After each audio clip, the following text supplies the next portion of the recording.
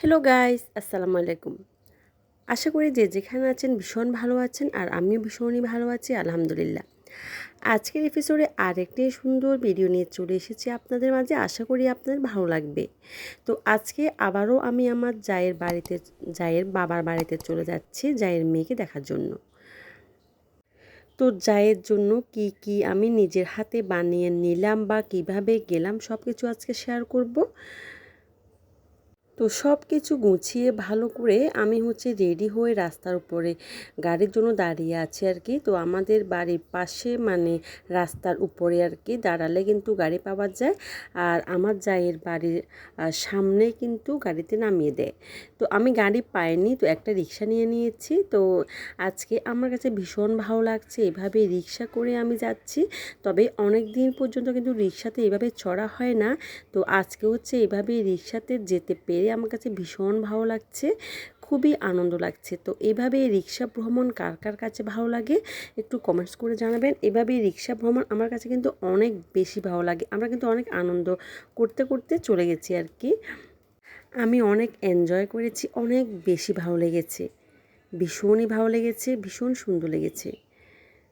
তো আমি আপনাদের সাথে একটু শেয়ার করার চেষ্টা করছি। তো শহরে রিকশায় চড়ে আর কি কোথাও যেতে অনেক বেশি বিরক্ত লাগে। তবে গ্রাম অঞ্চলে দেখা যায় যে রিক্সা ভ্রমণ এভাবে রিক্সা ভ্রমণ করতে রিক্সায় করে কোথাও যেতে কিন্তু ভীষণই আনন্দ লাগে, ভীষণ সুন্দর লাগে।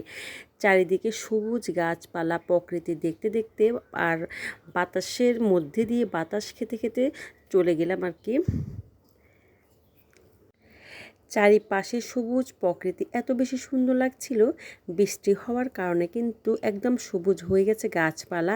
গাছপালা বা ঘাসের মধ্যে কিন্তু একটু কিন্তু ময়লা নেই। এতদিন ধরে অনেক বেশি ময়লা ছিল, বৃষ্টি হওয়ার পর কিন্তু খুবই সুন্দর হয়ে গেছে আর কি। একদম সতেজ সুন্দর হয়ে গেছে, কোনো ধুলোবালি নেই, একদম পরিষ্কার হয়ে গেছে। আজকে রিক্সা ভ্রমণ করতে পেরে আমি এত বেশি খুশি হয়েছি যে বারবার ভিডিও করছিলাম। গ্রামে রিক্সা ভ্রমণের আলাদা একটা অনুভূতি আছে, আলাদা একটা ভালো লাগা কাজ করে, অনেক বেশি ভালো লাগে।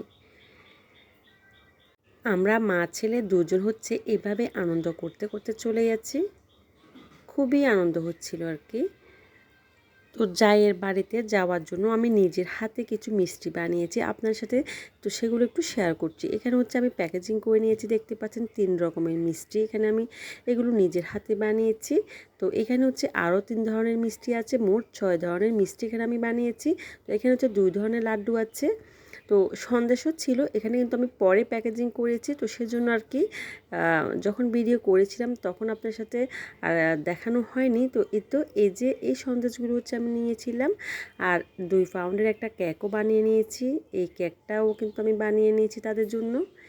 তো এগুলো আমি নিজের হাতে বানিয়ে নিয়েছি। দেখা যায় যে নিজের হাতে বানিয়ে কিছু যদি নিয়ে যাওয়া যায় তাহলে কিন্তু ভীষণ ভালো লাগে। তো যেহেতু আমি নিজে বানাতে পারি, তো সেজন্য চেষ্টা করি কোথাও যাওয়ার সময় নিজের হাতে বানিয়ে নিতে। তো অলরেডি আমরা দেখতে পাচ্ছেন এখানে চলে এসেছি। তো জায়ের মেয়েকে কোলে নিয়ে একটু আদর করছিলাম। তো মেয়েটা এখনও কিন্তু খুবই ছোট, এখন মাত্র 17-18 দিন হয়েছে ওর বয়স।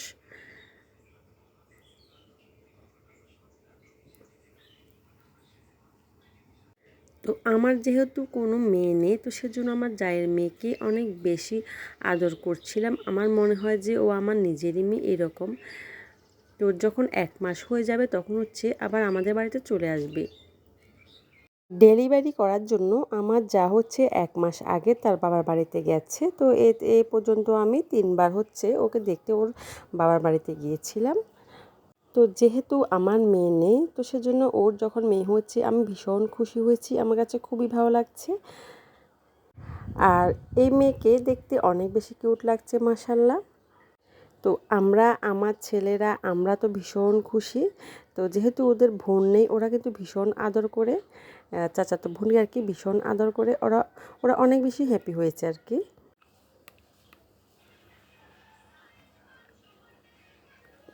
কিছুক্ষণ থেকে নাস্তা পানি করে এখন আমরা রওনা দিচ্ছি বাড়িতে আসার জন্য। তো সেজন্য আমরা একটা লোকাল গাড়িতে উঠে গেছি। তো উঠে আমরা চলে আসছি। তো গিয়েছিলাম মাত্র আমি আর আমার ছেলে আর কি, আমরা দুজনে গিয়েছিলাম। বাড়ি থেকে খাওয়া দাওয়া করে হচ্ছে আমরা 3টায় হচ্ছে রওনা দিয়েছিলাম। তো এখন হচ্ছে 6টা বাজে, তো আমরা আবার বাড়িতে চলে আসছি। আশা করি আমার আজকের ভিডিওটি আপনাদের কাছে অনেক বেশি ভালো লেগেছে। যদি ভালো লেগে থাকে তাহলে প্লিজ আমার চ্যানেলটাকে সাবস্ক্রাইব করে আমার পাশেই থাকবেন। আমি চেষ্টা করি আমার নিত্যদিনের কিছু কিছু ফুটেজ আপনাদের সাথে শেয়ার করার জন্য। আজকের মতো এখানে বিদায় নিয়ে নিচ্ছি। আসসালামু আলাইকুম, আল্লাহ হাফেজ।